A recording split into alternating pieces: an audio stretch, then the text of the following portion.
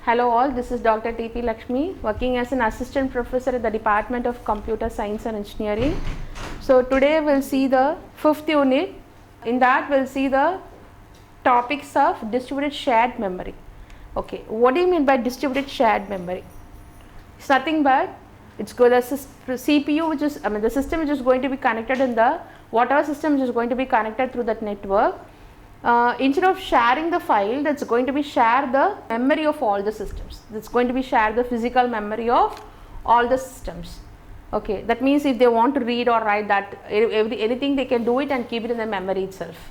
Okay, so that is what this distributed shared memory, and this is a paradigm which is going to be provide the process with a shared address space. We can call it as simply it's going to be provide the shared address space. Okay, and here also we have the primitives of the shared memory. One is the read and another one is write.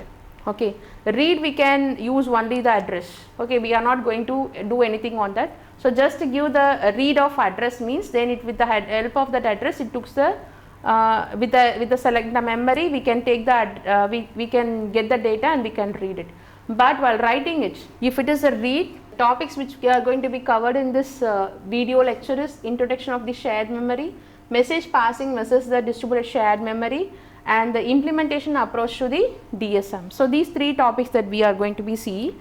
So the first one is we'll see what is shared memory. What is shared memory? Say I told you that the distributed shared memory is nothing but it provides the process with a shared address space. Okay, and it is having the two primitives of the shared memory, and it uses the two primitives of the shared memory. One is read and another one is write. See, if it is read, only addresses we need to be specified.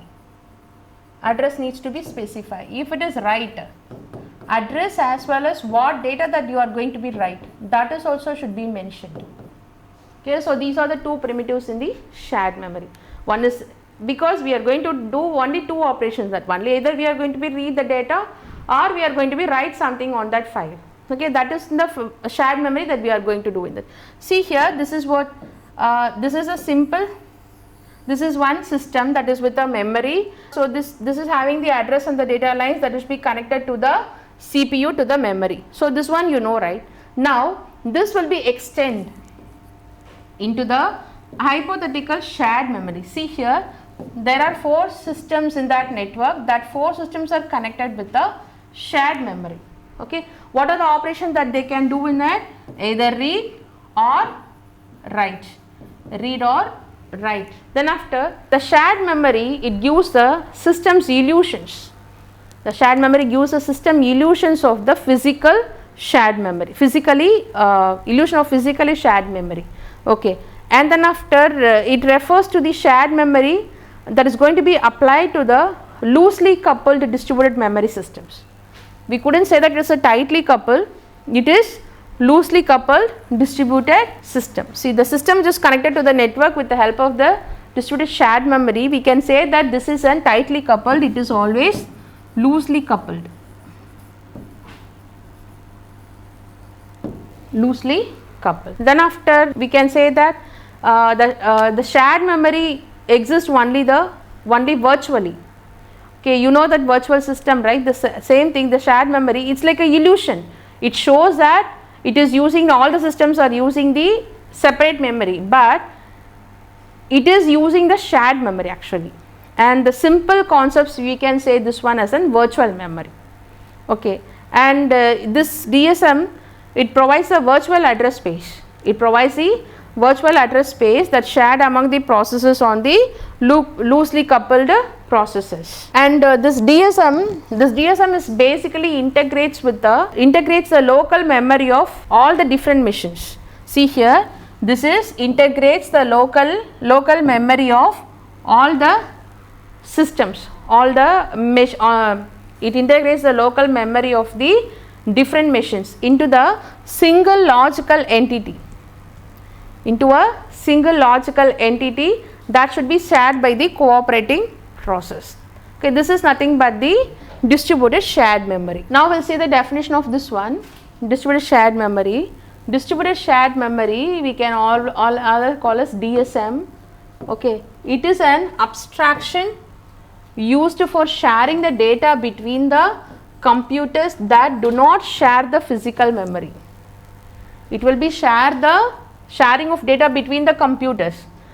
Here also they are sharing the data between the computers only, but they are not sharing they do not share the physical memory. Okay, so this is the definition of the DSM. See here, the process is accessing the DSM, the process accessing the DSM. Where it is accessing? The process accesses the DSM by read and the write, or we can say that updates. Okay, so to what appears to be the ordinary memory within their address space.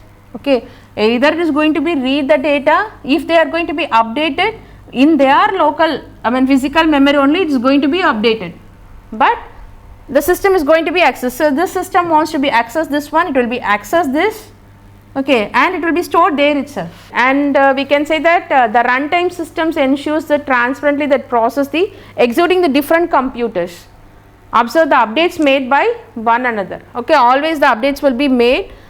This will be update this data in this system, and this system can update the data in this system. So like that they can update it, and the DSM appears as a memory in the address space of process. So this diagram, you know that the process accessing the DSM for what purpose? Either read or updating, and whatever appears to be the ordinary memory, how you will do on the ordinary memory, the same thing that will be appeared in the address space in the memory. See, this is the address space that will be do in this address space. Okay, address space of, see here, the DSM appears memory in the address space of process. So each and every memory it is having some address space. With the help of, in that only they are going to be shared the process, whatever the updation they want to do, they can do in that address space. And here all the nodes are connected. Okay, the nodes are connected with a high speed communication network. So the systems which is the nodes are connected, all the systems are going to be connected with high speed network. Okay, and we can say that the simple message passing system for the nodes to exchange the informations, right? Simply previously the message passing what we seen, it is nothing but exchanging the information, and the main memory of the individual nodes is used to catch the piece of shared memory space. And here the memory mapping manager also will be there. It is used to share the virtual memory, and also we can say that this distributed shared memory, that memory space is divided, partitioned into the blocks, and the data caching is used in the DSL systems to reduce the network latency. Okay, it reduces the network, this DSM reduces the network latency. And I will tell you how it is works. How does it work? Okay, suppose if an application generates, okay, if any application generates an address, okay, that maps to the local memory, the reference is satisfied. Okay, locally, if any application that generates the address, okay, that maps to the local memory of the reference, that is going to be satisfied locally, that we can say that normally it is an virtual memory. Okay, the address that maps to the local memory, that reference is going to be satisfied locally. Okay, then after, if the address refers to the remote machine location where it is going to be shared, which memory is going to be accessed, that machine we can call it as an remote machine location, then the data is automatically moved to that local machine when it can be accessed mutually. Okay, and the DSM can be implemented at the operating system level with the operating system level. Okay, or we can say that the library for functions will be run at the user level. Okay, it can be implemented at the operating system level, or the library functions will be run at the user level. Next is the advantages of distributed shared memory. What are the advantages of distributed shared memory? The DSM can be support the data sharing. Yes, obviously it is supporting the data sharing between the process running on separate computers in the distributed system. It will be running on the DSM is going to be support the data sharing between the processes running on separate computers in the distributed system. Okay. Next one is, it can improve the performance by speeding up the data access. How it will be improve the performance? By speed up the data access. The data access should be speed up if you want to improve the performance of the distributed shared memory, and it will be hide the message passing. It hide the message passing from the applications. It hides the message passing from the application, and it moves the data in large blocks. It moves the data in large blocks that may be able to take the advantage of the locality. Okay, it moves the data in the large blocks. Why? Because large blocks means it may be able to take the advantages of the locality. Okay, then we can say that the port programs from shared memory multiprocessors with little or no change. Okay, we can share the data with the little changes, or if you want to read, there is no change at all. Okay, the cluster of workstations are very cheaper, and that is be more scalable than the shared memory. Okay, then after another advantage is what? It should be cheaper. I told you, right, it is cheaper. Here the clusters of, if you are going to be combine all the systems you are connected as one network, right, so in that cases it will be very cheaper, and this will be the workstations of, implementation of this distributed shared memory is very cheaper and more scalable than the multiprocessors. Okay, that what we are see existing one. And it may be possible to store everything in the combined memories of all the processes. It is possible to, that advantage I didn't write, it is possible to store everything in the combined memories of all the processor in the particular workstation. So these are the advantages of the distributed shared memory.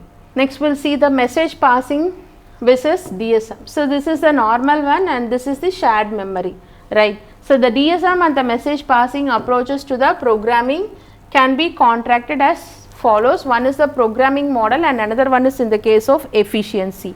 So as a communication mechanism, distributed shared memory is compared with the message passing rather than the request reply based communication. Okay, and since its application is parallel to the, the application is parallel processing. In particular, it entails the use of the asynchronous communication. It uses the asynchronous communication. See, under the message passing model, okay, the variables have to be marshaled from one process. See, what is the first difference here? You know, there is no marshalling is required in the DSM, but if you go for the message passing, see, generally what we did in the message passing, the variables have to be marshaled from one process and that should be transmitted, and that should be unmarshaled in the another variables at the receiving process, right. But if you come for the distributed shared memory, no marshalling is required. Okay, that means the shared variable, shared memory, the process involved the sharing variables directly. Okay, so it involves the sharing variables directly, so there is no, the whatever data that needs to be communicate, okay, that is going to be involved in that sharing variables directly, because it is going to be present in that own memory only of all the systems. Okay, in that address space is going to be shared, right. So there is no need of doing anything. They are going to be whatever they want to do, it will be do it, and then after store here itself and it's going to be come out. So there is no marshalling is required. Okay, and the next one is, most of the implementation, it allows the variables which is stored in the DSM can be named and accessed similar to the ordinary unshared variables. Okay, it looks like an unshared variables, but it is very simple when compared with the message passing. Here the variables which is used in the DSM is very simple. Okay, and on the other hand, the DSM is protecting the messages always from one another. Even though it is using the distributed shared memory, but it it allows the processor to communicate while being protected from one another by having the private address spaces. So how it is going to be protected from one another? By having the private address spaces. So I told you, right, even though it is sharing, everyone is having, all the systems which is using the private address spaces for protecting the data, and we can say that always the DSM can be made persistent. Okay, what is that? The process communicating through the distributed shared memory, any process which is communicating through the distributed shared memory can execute with a non-overlapping lifetimes also. It is going to be work with a non-overlapping system also. And next one we'll see the efficiency. What is the efficiency? The performance of the program which will be based on the distributed shared memory, that will be depends upon many factors. The performance or the efficiency of the distributed shared memory, that we can see in the many factors. Okay, what are the factors? Simply we can say that it will be depends upon the cost. It will be you can say that the visibility of the cost. Okay, so for example, if you take message passing, all remote data accesses are explicit. Yes, in the message passing, all the remote data accesses are explicit, and therefore the programmer is always aware of whether the particular operation is in the process or it involves the sequence of communication. So it should be aware of that always. But if you come for the DSM, the particular read or update may or may not involve communications without their permission. Okay, so in the message passing we couldn't know that whether the process is undergoing any, it is executing or it is idle, that couldn't know. Okay, but if you come for the DSM, the data what it's going to be sharing, that should be known, that which is going to be reading the data and which is writing the data, everything they know that. The next one is implementation approaches of DSM. So here, so in this implementation approach, what are the things are required? So if you want to implement the distributed shared memory, it may be in the combination of hardware, paged virtual memory or middleware, okay, or any one. See, either of this one or combination of this one, okay, is required for implementing the distributed shared memory. First we'll come to the hardware. First we'll see the hardware. What is a hardware? The shared memory multiprocessor architecture, it will be based on the NUMA architecture. Okay, this is one architecture which is used in the multiprocessor. So it will be based on the NUMA architecture, and that will be specialized hardware, that will be rely on the special type of hardware to provide the processor. So the NUMA architecture is required. NUMA architecture is required, that is a special to provide the processor with the consistent view of the shared memory. So this architecture is required for implementing the shared memory, and this will be handle the memory load and store instructions by communicating with the load and store, that you know, right? Load and store operation of multiprocessor, load and store. So these instructions, load and store instructions, by communicating with the remote memory, and the cache modules are necessary to store and retrieve the data. And this communication is over a high speed interconnection, which will be analogous to the network. And the next we can say that here we have a prototype. What type of prototype it is using? You know, dash multiprocessor. Prototype dash DASH. DASH, the prototype dash multiprocessor, which is having 64 nodes. Which is having the 64 nodes that will be connected in a NUMA architecture. So this architecture, these are the specialty of using this hardware. Next one is paged virtual memory. The next one is paged virtual memory. This implements the DSM, that is a distributed shared memory, as a region of virtual memory that occupies the same address range in the space of the address space of every participating process. I told you, right, this one how it will be used, the address space, the same thing, and the type of implementation is normal only, how will be used in the virtual memory, but it will be suitable to the collection of heterogeneous computers with the common data and the paging formats. Okay, that you know, you studied in the OS, what is the paging techniques and common data formats that is using. And the next one is middleware. Okay, some languages such as middleware that you know, right, it supports this middleware supports the distributed shared memory without any hardware or paging support in a platform in a neural way. So this type of implementations, this middleware one middleware is there, one example, this NUMA architecture, it uses a middleware called Linda. Okay, this is a middleware which is used in the NUMA architecture. If you use this NUMA architecture, then this middleware is required, and it uses a language called ARCA. Programming language is called ARCA, and the derivatives whatever they are using is by using the Java space. Right, so this is used in designing the implementation of the distributed shared memory, and this type of implementation is nothing but sharing is implemented by communications between the instances of the user level support layer, that is user level support layer, that is in client and the server. Okay, and that's all about the middleware. Now we'll see one program, that is a meter system program. So this meter system program, it's in the C language it wrote it, so both for the writer as well as the reader.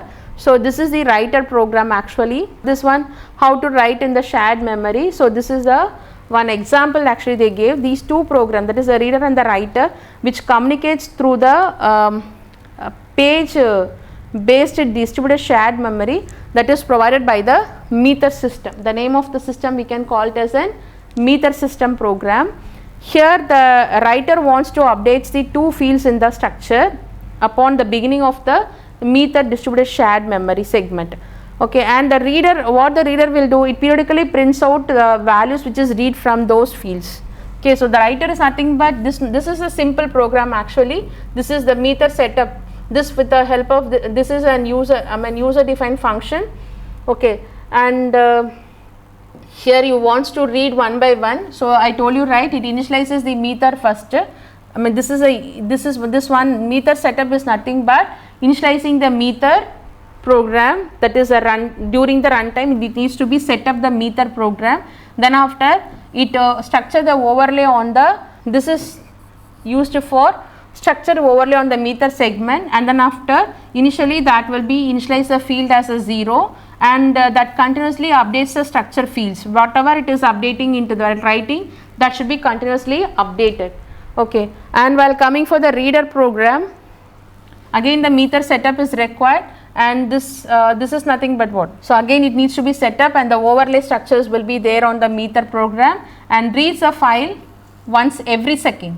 Every second will be read it and it will be printed. See, it will be print. Then after if no other data is there to read, then it will be go for the sleeping mode. So this is the reader and writer meter system program. Thank you.